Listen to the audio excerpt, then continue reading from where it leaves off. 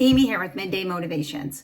So we're going to take a little bit of a deeper dive into habits, and I'm going to ask you to make your good habits easier and your bad habits harder.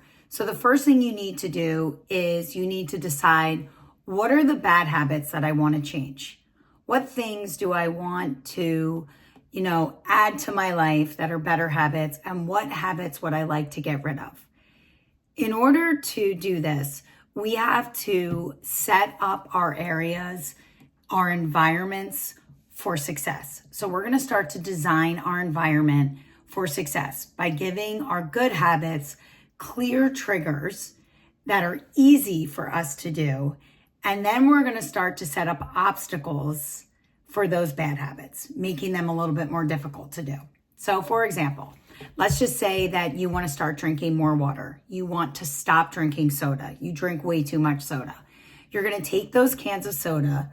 You're going to put them in the garage on a high shelf. Okay, somewhere you need to walk to, get it on a high shelf.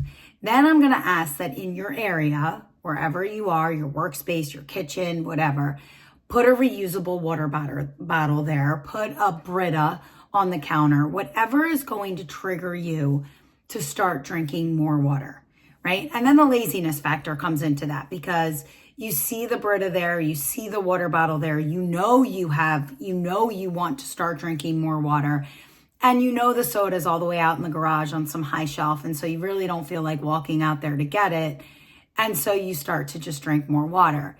The reward from that is that you're just going to feel better about yourself, right? Because you're drinking more water, which is healthier for you.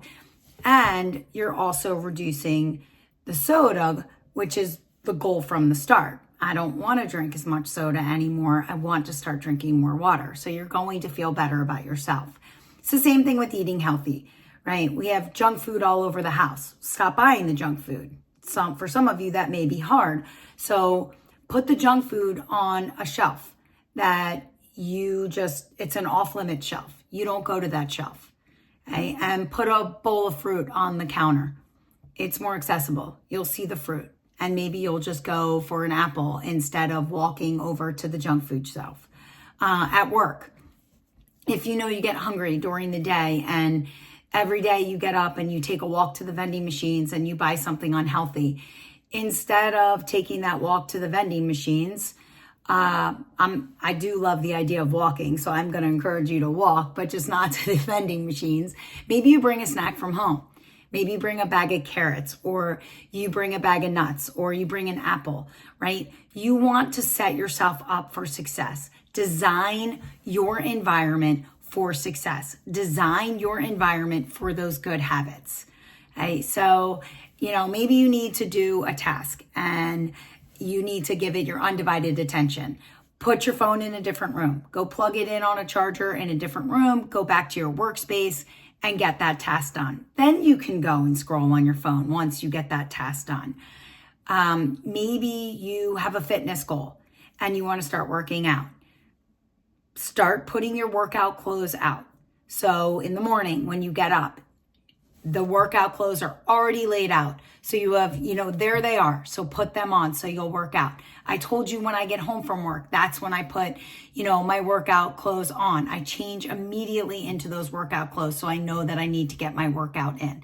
These little things will help you, and they will set you up for success, and they will help you reach those good habits, right? So make the good habits easier to achieve, and the bad habits, put obstacles there. Make them harder to achieve. Maybe you want to start watching less TV. Put your remote control in a drawer, so you have to go look for it. Or maybe you mindlessly eat during, as you're sitting on the sofa watching television. Maybe you make that room or that sofa or that space, that's a no eating room. You can only eat in the kitchen, right? You get the idea. So I'm going to ask you, think about those bad habits, the ones that you want to stop. Try to replace those bad habits with good habits, right? So think about something that you want to do that's good. And then I'm going to ask you, make the bad habits harder. Put obstacles there. Make them harder to reach. And the good habits, make them easier. Set yourself up for success. Set your environment up for success, right? Make the good habits easier to achieve. I leave you with that. I'll see you tomorrow.